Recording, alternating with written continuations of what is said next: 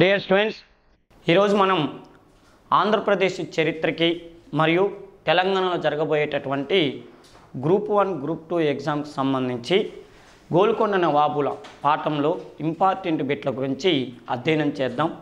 ఈ బిట్లు ఇలాగే ఇవ్వకపోయినా వేరే టైప్లోనైనా ఇచ్చితే దాన్ని మనం ఆన్సర్ చేయటానికి దానికి ముందు వెనక పూర్వపరాలను మొత్తం కూడా ఇక్కడ అధ్యయనం చేద్దాం. అంటే ఆ బిట్టుని బిట్టుగా కాకుండా ఏ టైపులో ఇచ్చినా కూడా ఆన్సర్ వచ్చేటట్టుగా చేసుకుందాం. ఓకేనమ్మా. ఇంకో ముఖ్యమైన విషయం ఏంటంటే దీనికి సంబంధించినటువంటి సమాచారం నీకు కావాలనుకుంటే Upendra the best history classes అనే దాన్ని సబ్స్క్రైబ్ చేసుకోండి. ఇకపోతే మనం ఆన్సర్లు చూసినట్టయితే కులీ కుతుబ్ షాను ఓడించినటువంటి విజయనగర చక్రవర్తి ఎవరు అన్నాడు. ఓకేనా. కులీ కుతుబ్ షాను సుల్తాన్ కులీ కుతుబ్ షా అంటారు. ఈయనే గోల్కొండ రాజ్యాన్ని స్థాపించిన వ్యక్తి.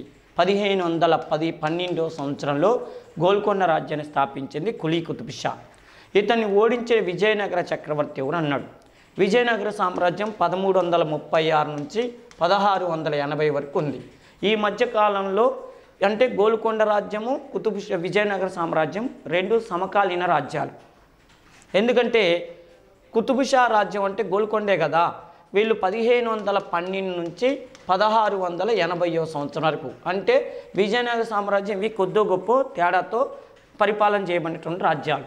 అయితే కులీ కుతుబ్ షాను ఓడించిన విజయనగర చక్రవర్తి ఎవరు అన్నాడు. అంటే రెండవ దేవరాయల అంటే సంగం వంశానికి చెందినటువంటి రెండవ దేవరాయల కృష్ణదేవరాయలు అంటే తులువు వంశానికి చెందినటువంటి కృష్ణదేవరాయల లేకపోతే అచ్యుత్ దేవరాయల. ఈయన కూడా తులువు వంశానికి చెందిన వ్యక్తి. అచ్యుత్ దేవరాయల, సదాశివరాయలు ఈయన వీళ్ళు ముగ్గురు తులువు వంశానికి చెందినటువంటి వాళ్ళే. మరి కృష్ణదేవరాయలను ఓడించి ఈయన కులీ కుతుబ్ షాను ఓడించినటువంటి విజయనగర పరిపాలకుడు ఎవరంటే శ్రీకృష్ణదేవరాయలు.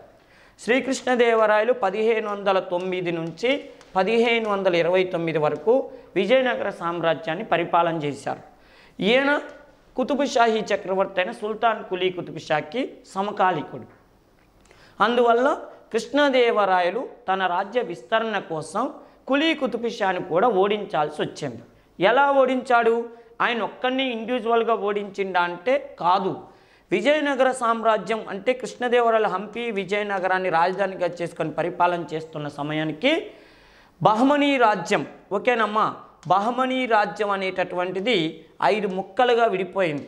ఆ 5 ముక్కల్లో అహ్మద్ నగర్ ఒకటి, బీజాపూర్ ఒకటి, బీదర్ ఒకటి, బీరార్ ఒకటి, ఇంకొకటి ఏంటంటే గోల్కొండ రాజ్యం. ఈ గోల్కొండ రాజ్యానికి ఈ 4 రాజ్యాలు బహమనీ రాజ్యాలు కదా. వీటికి విజయనగర సామ్రాజ్యానికి అసలు పడేది కాదు. ఎందుకంటే ఇదేమో హిందూ రాజ్యాలు, అయ్యేమో ముస్లిం రాజ్యాలు. అదొకటి ప్రాబ్లం. రెండోది ఏంటంటే విజయనగర రాజ్యానికి బహమనీ రాజ్యానికి బీజాపూర్ వాళ్ళకి ఫస్ట్ నుంచి కక్ష. ఎందుకు కక్ష అంటే పక్కన రాయచూరు అంతర్వేది అని ప్రాంతం ఉంటుంది. ఈ రాయచూరు అంతర్వేది ప్రాంతంలో పంటలు బాగా పండటం వలన అది మాదంటారు బీజాపూర్ వాళ్ళు, అది మాదంటారు విజయనగర చక్రవర్తులు. అంటే ఈ గొడవతో పాటు మతపరమైనటువంటి గొడవ కూడా ఉన్నది. అందుకని కృష్ణదేవరాయలను ఓడిస్తే పేడాబోద్దని చెప్పి ఈ 5 రాజ్యాలు కూటమిగా తయారయ్యి కృష్ణదేవరాయలతో దివానీ యుద్ధం ఓకేనా దివానీ యుద్ధం అని ఒక యుద్ధం చేస్తే కృష్ణదేవరాయలు వీళ్ళందరినీ ఘోరంగా ఓడించాడు. ఏ యుద్ధంలో ఓడించాడు? దివానీ యుద్ధంలో ఓడించాడు. అంతేకాదు ఆ యుద్ధం అయిపోయిన తర్వాత సైలెంట్గా ఉండక వీళ్ళు ఏం చేశారంటే మళ్ళీ గోల్కొండ కుతుబ్ షాహీ కులీ కుతుబ్ షాను బీజాపూర్ చక్రవర్తి ఆదిల్ షా వీళ్ళు ఇద్దరు కలిసి ఏం చేశారంటే మళ్ళీ కోవెలకొండ అనే ప్రాంతంలో కృష్ణదేవరాయలతో యుద్ధం చేశారు. చేస్తే ఆ యుద్ధంలో కూడా శ్రీకృష్ణదేవరాయలు వాళ్ళిద్దరిని ఓడించాడు. అంటే కృష్ణదేవరాయల చేతిలో కులీ కుతుబ్ షా అనే చక్రవర్తి 2 సార్లు ఓడిపోయాడు. దివానీ యుద్ధంలో ఓడిపోయాడు, కోవెలకొండ యుద్ధంలో ఓడిపోయాడు. ఈ దెబ్బతో సర్దుకున్నాడు.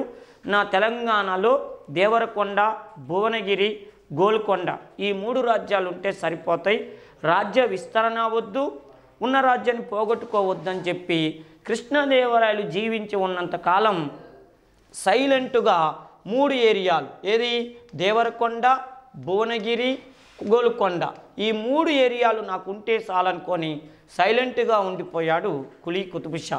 ఈ కులీ కుతుబ్ షా 1500 12 నుంచి 1543 వరకు పరిపాలన చేశాడు.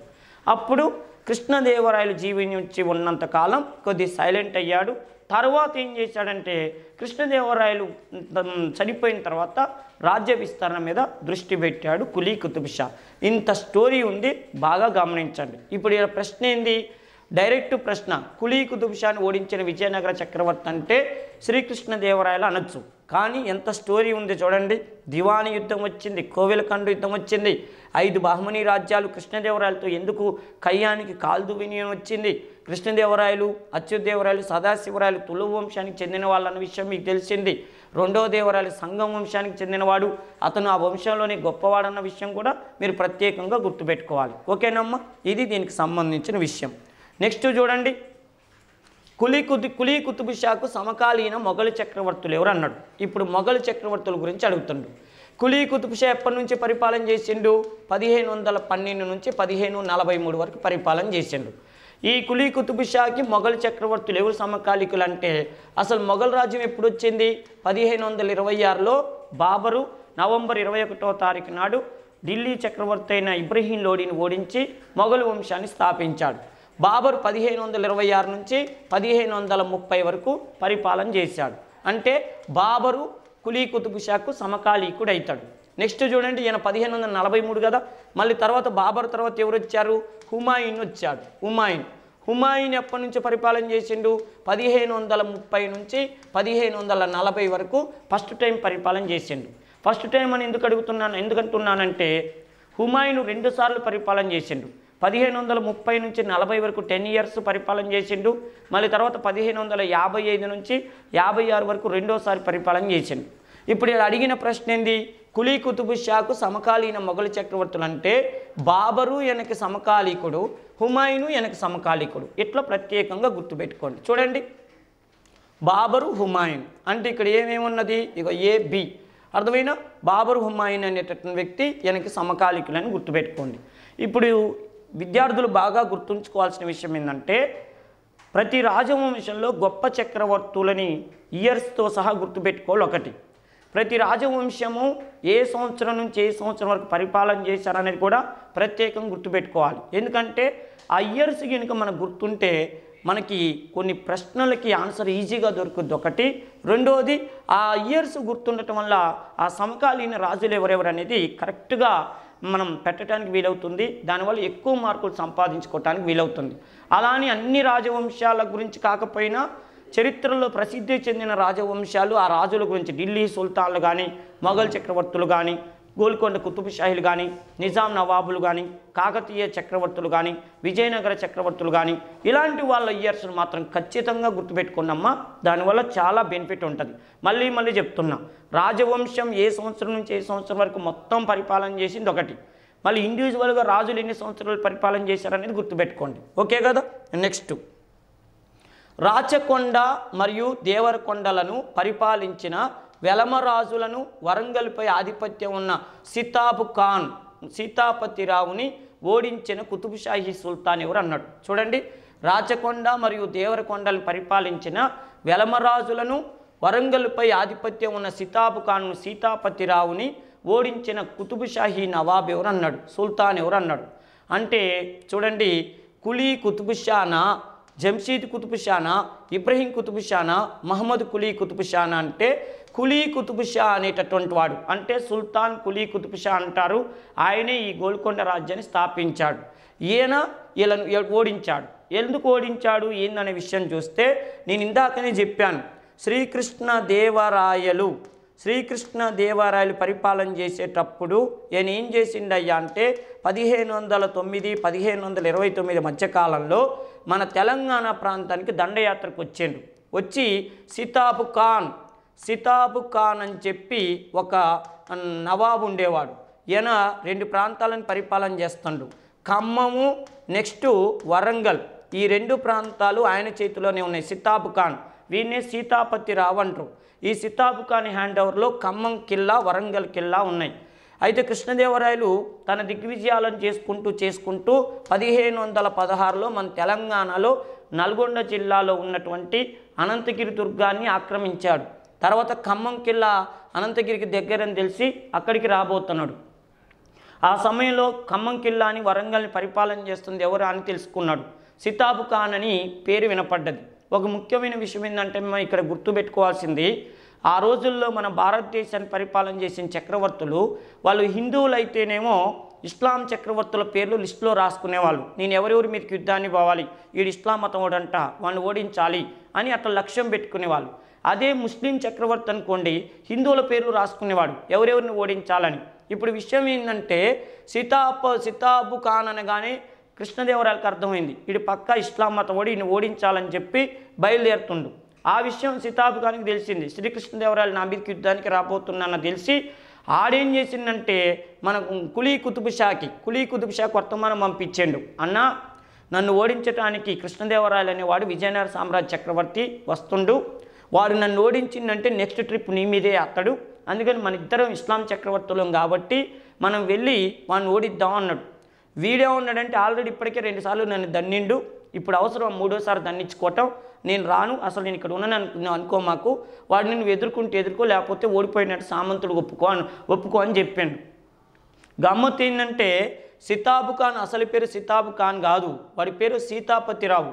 వాని బాధ ఏంటంటే నా చుట్టూ బీజాపూరు, బీదరు, బీరారు, మహమ్మద్ నగరు, గోల్కొండ ఉన్నాయి, నేను సీతాపతిరావు అని పేరు పెట్టుకుంటే వీళ్ళు వచ్చి ఇన్స్టాల్మెంట్లో నన్ను దంతరు, అందుకని సితాబ్ ఖాన్ నేను పేరు పెట్టుకుంటే చుట్టూ ఉన్న ఇస్లాం చక్రవర్తులంతా వీడు కూడా ఈ తమ్ముడు కూడా ఇస్లామోడే అని చెప్పి నా జోలికి రాకుండా ఉంటారని చెప్పి వాడు సితాబ్ ఖాన్ అని పేరు పెట్టుకుండు. విచిత్రం ఏంటంటే వీడు నిజంగా ఇస్లాం చక్రవర్తి అని కృష్ణదేవరాయల లిస్టులో పోయిండు. ఈ విషయం కృష్ణదేవరాయలకి చెప్తే ఎట్లా చెప్పపోతే ఒక బాధ, చెప్తే ఒక బాధ అని చెప్పి ఆలోచిస్తుండు. కులీ కుతుబ్ షా సహాయం చేయనన్నాడు ఎవరికి, సితాబ్ ఖాన్కి. అప్పుడు కృష్ణదేవరాయలు ఖమ్మం కిల్లాకి యుద్ధానికి పోయేసరికల్లా సీతాపతిరావు చెప్పిండు, అన్న నేను ఆల్రెడీ నీకు సామంతుడిని అయిపోయా, మన ఇద్దరికి యుద్ధమే వద్దు, ఆల్రెడీ నేను సామంతుడిగా నిన్న మధ్యాహ్నం నుంచే మొదలుపెట్టా నీకు ఉండటం, అందుకని నీకు నాకు యుద్ధం వద్దని చెప్పి ఒక మాట చెప్పిండు.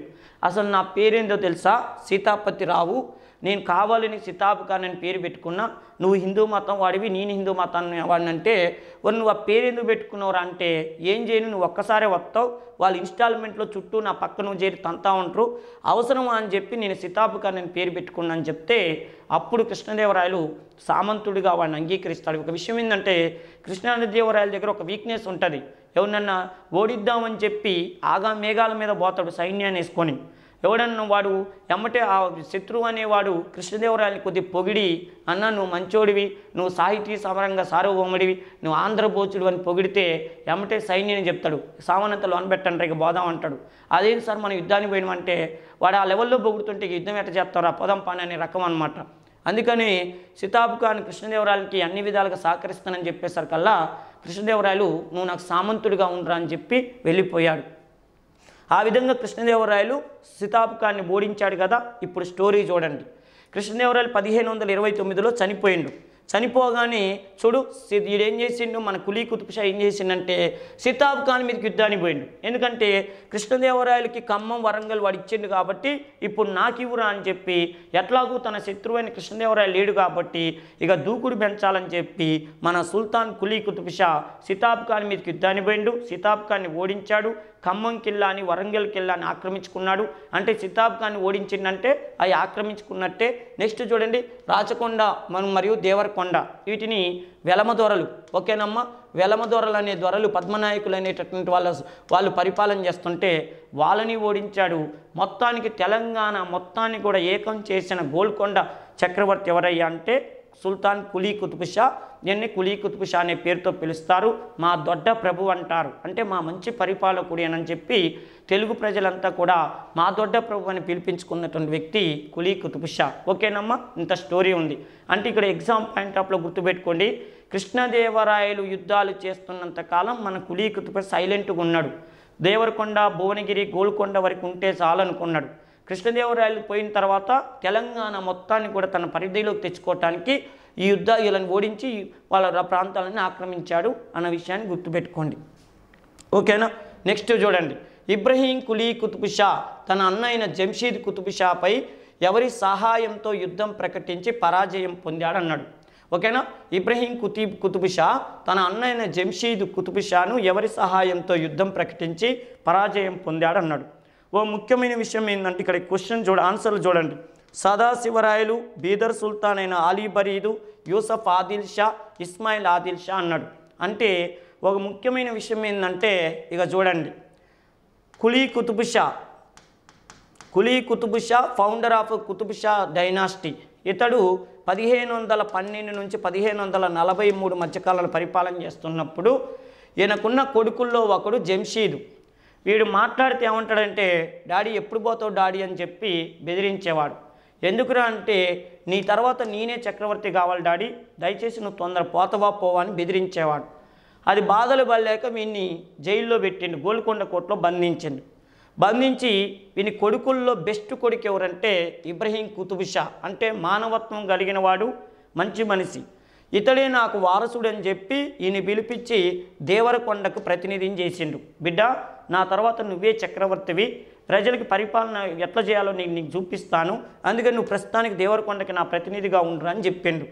ఆ సమయంలో జంషీద్ గారికి అర్థమైంది, మా నాన్న నన్ను కాకుండా మా తమ్ముడిని చక్రవర్తిని చేయబోతుందని చెప్పి జంషీదు జైల్లోనే ఉండి వాడికి రోజు అన్నం పెట్టేటటువంటి వాడి పని మనిషి ఉంటాడు కదా, పని మనిషిని రెచ్చగొట్టిండు. ఎన్నాళ్ళని నువ్వు ఈ పని చేస్తావురా నిద్రమొక్కడా, నా మాటిను, నువ్వు నేను చక్రవర్తి అయ్యాక నీకు మంచి పోస్ట్ ఇస్తా అని చెప్పిండు. వాడి పేరు హందాని, వీడికి పని మనిషిగా ఉండేవాడు హందాని అని వాడికి చెప్పి, నువ్వు మా అయ్యని నరుకు, నువ్వు బయటికి పోతావు కాబట్టి, నీకు అవకాశం ఉంది కాబట్టి మా నాన్నని నరికేయి, నేను చక్రవర్తి అవుతా, అప్పుడు నీకు మంచి పోస్ట్ ఇస్తా అని చెప్తే వీడిని హిప్నాటిజం చేసిండు. అయ్యగారు మన వల్ల అయిద్దా, నేను పని మనిషిని, మీ నాన్న నేనెట్లా చంపుతానంటే, ఒరి పిచ్చోడ నువ్వు చేస్తావురా అని హిప్నాటిజం చేసి 7th సెన్స్ సినిమాలో కనుక విలన్ గాడు ఇట్లా చూడగానే ఎమ్మటి వేరేవాడు తనుకొని చచ్చినట్టు ఈడు కూడా హిప్నాటిజం చేస్తే అప్పుడు పోయి పాపం ఈయన కులీ కుతుబ్ షా జామా మసీద్ అనేటటువంటి మసీదు కట్టించుకుంటూ బిజీగా ఉంటుంటే పని మనుషులకి డబ్బులు ఇస్తుంటే ఈ నిద్రమొక్కడు పోయి పాపం ఈయన నరికేసిండు. ఈ దెబ్బతో జంషీదు చక్రవర్తిగా ప్రకటించుకున్నాడు 1543లో. ఈ విషయం ఇబ్రహీం కుతుబ్ షాకి తెలిసింది. అన్నయ్య తండ్రిని నరికిండు, చక్రవర్తిగా ప్రకటించుకోబోతుందని తెలిసింది.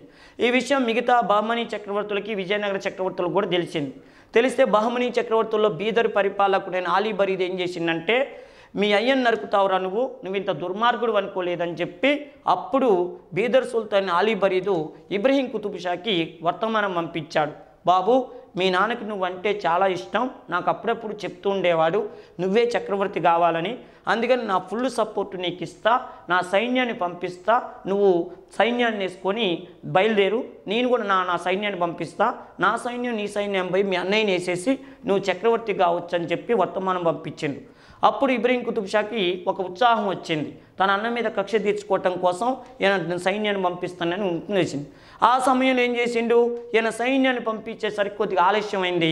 అప్పుడు ఈడు సైన్యాన్ని వేసుకుని దేవరకొండ నుంచి గోల్కొండ రాజ్యానికి పయనమయ్యే లోపల ఈ జంషీద్ ఏం చేసిందంటే తన సైన్యాన్ని అంతా సమావేశపరిచి, వాడు నా తమ్ముడైనా ఎవడైనా వదలొద్దు, నా తమ్ముడు తల తీసుకొచ్చినోడికి నేను పెద్ద బహుమానం ఇస్తామనేసరికల్లా ఒక్కొక్కళ్ళు కరుడుగట్టిన తీవ్రవాదుల్లాగా తయారయ్యి వీని చంపటానికి వస్తున్నారని తెలిసింది. అప్పుడు వీడి సైన్యం పారారైపోయింది, ఈయన సైన్యం రావటం ఆలస్యమైంది. అప్పుడు ఒంటరి వాడైపోయిండు ఇబ్రహీం కుతుబ్ షా. దీంతో పాపం ఓడిపోయి పరాజితుడయ్యి ఎక్కడికి వెళ్ళిపోయిందంటే విజయనగర రాజ్యంలోకి వెళ్ళిపోయిండు. ఇది ఇక్కడ వరకు స్టోరీ. ఓకేనమ్మా. మొత్తానికి బీదర్ సుల్తాన్ అయిన అలీ బరీదు ఇబ్రహీం కుతుబ్ షాకి సహాయం చేసింది. ఎందుకంటే బీజాపూర్ ఉంది, బీరార్ ఉంది, అహ్మద్ నగర్ ఉంది, వాళ్ళు ఎవరు సపోర్ట్ ఇవ్వలేదు, ఈయన ఒక్కడు సపోర్ట్ ఇచ్చింది, అది గుర్తుపెట్టుకోండి. ఓకేనా. భారతదేశ చరిత్రలో జంషీద్ మనం చూడండి, ఇండియన్ హిస్టరీలో అజాతశత్రువు, హర్యంక వంశ పరిపాలకుడైన అజాతశత్రువుని పితృహంతకుడు అంటారు. అంటే తన తండ్రి బింబిసారుని వాడు హత్య చేసింది, అందుకని హంతకుడు అంటారు. అదే మన దక్షిణ భారతదేశంలో, అదే మన గోల్కొండ రాజ్యంలో పితృహంతకుడు అని ఎవరిని పిలుస్తారంటే జంషీద్ని పిలుస్తారు. అక్కడ అజాతశత్రువుని పిలుస్తారు, ఇక్కడ జంషీద్ని పిలుస్తారు, అది గుర్తుపెట్టుకోండి. ఓకేనమ్మా. నెక్స్ట్, జంషీదు కుతుబ్ షా చేతిలో పరాజితుడైన ఇబ్రహీం కుతుబ్ షా 7 సంవత్సరాలు, ఇందాక చెప్పుకున్న దానికే మళ్ళీ లింక్ అనమాట, చూడండి రిపీట్, సంవత్సరాలు ఎవరి ఆస్థానంలో జీవితం గడిపాడు అన్నాడు. ప్రశ్న, జంషీద్ కుతుబ్ షా చేతిలో పరాజితుడైన ఇబ్రహీం కుతుబ్ షా 7 సంవత్సరాలు ఎవరి ఆస్థానాలు జీవితం గడిపాడు? గజపతుల రాజా, దేవరాయల, సదాశివరాయల, శ్రీకృష్ణదేవరాయల అంటే ఇక్కడ రాజు పేరు ఇచ్చిండు. ఆయన ఎవరు? సదాశివరాయలు. సదాశివరాయలు అనే రాజు పరిపాలన చేస్తుంటే ఆయన ఆస్థానంలోకి పోయిండు. నిజం చెప్పాలంటే ఇక్కడ ఆన్సరు, ఈ ప్రశ్నకు ఆన్సర్ ఇది, కానీ ఇక్కడ ఇది కాదు పెట్టాల్సింది. అసలు రాజైన సదాశివరాయలకి ఈ ఇబ్రహీం కుతుబ్ షాకి ఎలాంటి అటాచ్మెంట్ లేదు, అది ఫ్రెండ్షిప్ లేదు, ఏదీ లేదు. కాకపోతే సదాశివరాయల ఆస్థానంలో మంచి హీరోగా మంచి సేనానాయకుడిగా ఉన్న వ్యక్తి అలయ రామరాయలు. అలయ రామరాయలు అనే వ్యక్తి ఈయనకి బెస్ట్ ఫ్రెండ్. ఎవరికి? ఇబ్రహీం కుతుబ్ షాకి. ఓ ముఖ్యమైన విషయం ఏంటంటే అలయ రామరాయలు రాయలసీమ ప్రాంతం వాడు, రాయలసీమ ప్రాంతానికి చెందినవాడు. ఈ అలయ రామరాయలకి బతుకు తెరువు కోసం ఏదో ఒకటి చేసుకుందామని చెప్పి అప్పుడు చదువుకోవటానికి పోయిండు. ఎప్పుడు? కులీ కుతుబ్ షా గోల్కొండ రాజ్యాన్ని స్థాపించినాక మంచిగా పరిపాలన నడుస్తున్నప్పుడు రాయలసీమ నుంచి గోల్కొండ ఏరియాకి చదువుకోవటానికి పోయిండు. పోతే విషయం ఏంటంటే అక్కడ కులీ కుతుబ్ షా కొడుకైన ఇబ్రహీం కుతుబ్ షా వాడికి క్లాస్మేట్ అయ్యాడు. ఇద్దరు బాగా క్లోజ్, బావా అనుకుంటూ బాగా క్లోజ్గా ఉన్నారు. అలయ రామరాయలను ఇబ్రహీం కుతుబ్ షా బాగా క్లోజ్గా ఉన్నారు. ఒకటే క్లాస్ కావటం వల్ల బావా అనుకుంటూ టిఫిన్లు చేయటం, భోజనాలు చేయటం, ఒకే కంచం ఒకే మంచం. ఆ తర్వాత విషయం ఏంటంటే కొన్నాళ్ళకి ఇబ్రహీం కుతుబ్ షాని వాళ్ళ డాడీ కులీ కుతుబ్ షా రమ్మన్నాడు. నిన్ను దేవరకొండకి ప్రతినిధిగా పెడతా, చదివింది చాలు కానీ ఇక రా అని చెప్పిండు. అనేసరికల్లో వాడు బయలుదేరి, అరే బావా నేను మా నాన్న పిలుస్తాను, నన్ను దేవరకొండకు ప్రతినిధిగా పెడతాడంట, నేను వెళ్తున్నా, నువ్వు చదువుకోరా అంటే, లేదు బావా నువ్వెక్కడో నేను అక్కడని చెప్పి అలయ రామరాయలు కూడా వచ్చిండు. వచ్చి ఇబ్రహీం కుతుబ్ షా అమ్మటి వచ్చి కులీ కుతుబ్ షా కలిశారు. ఎవర్రా ఈడంటే నా బెస్ట్ ఫ్రెండ్, నాతో పాటు చదువుకుండు, వాడు రాయలసీమ, పాపం అక్కడ ఏ ఉద్యోగం లేదంటే నా దగ్గరకు వచ్చిందంటే, అప్పుడు మీరిద్దరూ నా కలిసి ఉంటే మాత్రం పరిపాలన సక్రమంగా ఉండదు, మీరిద్దరు కనుక దేవరకొండకు పోతే దేవరకొండ ఒకప్పుడు నా రాజ్యంలో ఉండేదని నేను చెప్పుకోవాల్సి వస్తుంది, మీరిద్దరు బావా అనుకుంటూ క్లోజ్గా ఉంటారు, పరిపాలన మీద దృష్టి పెట్టరని చెప్పి, అరే నీ ఫ్రెండ్కి నా దగ్గరే గోల్కొండలో ఉద్యోగం ఇస్తా, నువ్వు మాత్రం దేవరకొండ బోరా అని చెప్పిండు ఇబ్రహీం కుతుబ్ షాకి. అయినా కూడా వీళ్ళిద్దరు క్లోజ్గా అప్పుడప్పుడు మాట్లాడుకుంటూ ఇది జరుగుతుంటుంది. గమ్మత్తు ఏంటంటే కొన్నాళ్ళకి దేవరకొండకు వాడుంటాడుగా, కులీ కుతుబ్ షాతో వీడు గొడవ పెట్టుకుంటాడు. అలయ రామరాయలు పెట్టుకొని నాకు ఉద్యోగం ఏమవుతుంది, నేను వెళ్ళిపోతానని చెప్పి, బావా మీ నాన్న మంచోడు కాదు, నాకు ఊకే లేనిపోని ఆంక్షలు పెడతాడు, నేను నీ అంత మంచోడు కాదు మీ నాన్న అని చెప్పి వీడు బయలుదేరిండు. యాడికి పోతావు బావా అంటే, విజయనగర సామ్రాజ్యం అని ఒక రాజ్యం ఉంది, ఆ రాజ్యం వాళ్ళు హిందువులు, నేను కూడా హిందువుని, అందుకని మాకు అక్కడ ఎత్తుక్కుంటని చెప్పి ఉద్యోగానికి పోయిండు. పోతే వీడిని శ్రీకృష్ణదేవరాయలు ఇంటర్వ్యూ చేసిండు. ఎవర్రా నువ్వు అంటే, నాది రాయలసీమ, నేను గోల్కొండ రాజ్యంలో ఉద్యోగం చేసినని చెప్పిండు. అమ్మయ్య, గోల్కొండ రాజ్యంలో వీడు ఉద్యోగం చేసినంటే వాళ్ళ బలాలేంది బలహీనతలు ఏంది అంత వీడికి తెలుసు అని చెప్పి వెంటనే ఎవరు అపాయింటెడ్ అన్నారు, నేను జాయిన్ చేసుకుంటా అన్నాడు. మొత్తానికి అలయ రామరాయలు కృష్ణదేవరాయల ఆస్థానంలో ఉద్యోగం జాయిన్ అయ్యిండు. జాయిన్ అయిన తర్వాత ఏం చేసిందంటే, వీడి మంచితనాన్ని చూసి కృష్ణదేవరాయలు వాళ్ళ బిడ్డ నుంచి పెళ్లి చేసిండు.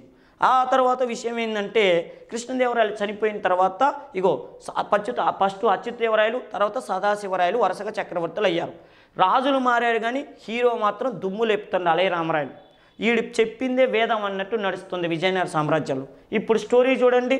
జంషీద్ వల్ల ప్రాణహాని ఉందని భావించిన ఇబ్రహీం కుతుబ్ షా సింహాసనం తర్వాత సంగతి, ప్రాణమే నిలబెట్టేటట్టు లేదని చెప్పి ఆ సమయంలో ఏ రాజ్యానికి పారిపోయిందంటే విజయనగర సామ్రాజ్యానికి పారిపోయాడు.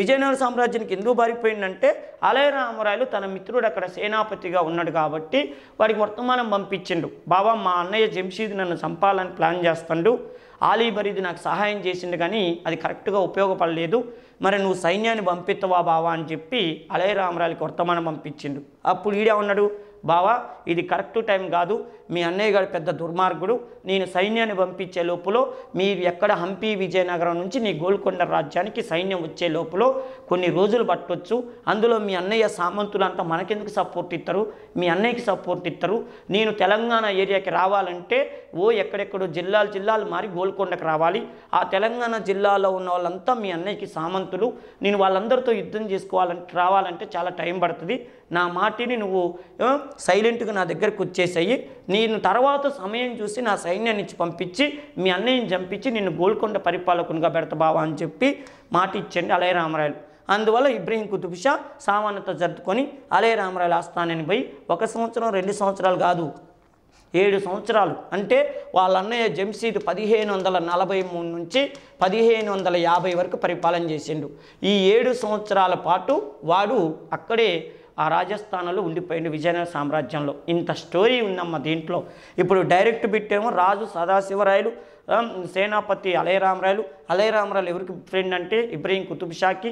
ఇబ్రహీం కుతుబ్ షా ఫ్రెండ్ అయిన అలయరామరాయలు మొదట ఎక్కడ ఉద్యోగం చేసిందంటే గోల్కొండ రాజ్యంలో ఉద్యోగం చేసింది కులీ కుతుబ్ షా దగ్గర. అలయరామరాయలు ఎవరికి అల్లుడు అంటే శ్రీకృష్ణదేవరాయలకు అల్లుడు. వాళ్ళ బిడ్డ మోహనాంగి, ఆమెనే ఏమంటారంటే ప్రత్యేకంగా తిరుమలాంబ అంటారు. మోహనాంగిని ఇంకో పేరు తిరుమలాంబ అంటారు. తిరుమలాంబకి ఇచ్చి పెళ్లి చేశారని. ఓకేనా, అంత స్టోరీ ఉంది.